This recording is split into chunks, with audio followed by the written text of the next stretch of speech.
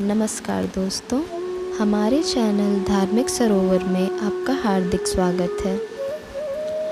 आज हम आपको सुनाने वाले हैं पितृपक्ष की पौराणिक कथा, श्राद्ध पक्ष की पौराणिक कथा, जिसे सुने बिना पितरों की आत्मा को शांति नहीं मिलती।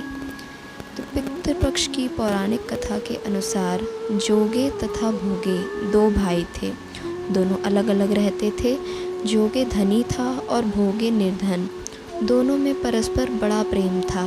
जोगे की पत्नी को धन का अभिमान था, किंतु भोगे की पत्नी बड़ी सरल हृदय थी। पितृपक्ष आने पर जोगे की पत्नी ने उससे पितरों का श्राद्ध करने के लिए कहा, तो जोगे इसे व्यर्थ का कार्य समझकर टालने की चेष्टा करने लगा। किंतु उसकी पत्नी समझती थी कि यदि ऐसा नहीं करेंगे तो लोग बातें बनाएंगे। फिर उसे अपने मायके वालों को दावत पर बुलाने और अपनी शान दिखाने का यह उचित अवसर लगा। अतः वह बोली, आप शायद मेरी परेशानी की वजह से ऐसा कह रहे हैं, किंतु इसमें मुझे कोई परेशानी नहीं होगी। मैं भोगी की पत्नी को बुला लूँगी, दोनों मिलकर सारा काम कर लेंगी। फिर उसने जोगे को अपने पीहर न्योता देने के लिए भेज दिया। दूसरे दिन उसके बुलाने पर भोगे की पत्नी सुबह सवेरे आकर काम में जुट गई। उसने रसोई तैयार की, अनेक पकवान बनाए, फिर सभी काम निपटाकर अपने घर आ गई। आखिर उसे भी तो पितरों का श्राद्ध और तर्पण करना था। इस अवसर पर न जोगे की पत्नी ने उसे रोका, न वो रुकी। शीघ्र ही दोपहर हो गई। पितर भूमि पर उतरे। जोगे भोगे के पितर पहले जोगे के यहाँ गए तो क्या देखते हैं कि उसके ससुराल वाले वहाँ भोजन पर जुटे हुए हैं। निराश होकर वे भोगे के यहाँ आ गए।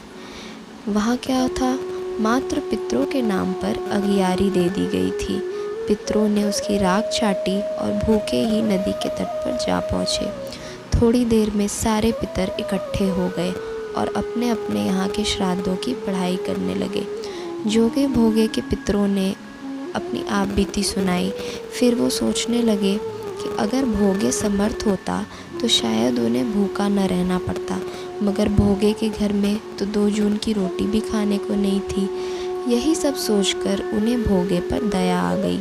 अचानक वे नाच नाच कर गाने लगे, भोगे के घर धन हो जाए, भोगे के घर धन हो जाए। सांझ होने को हुई। भोगे के बच्चों को कुछ भी खाने को नहीं मिला था। उन्होंने माँ से कहा, भूख लगी है माँ।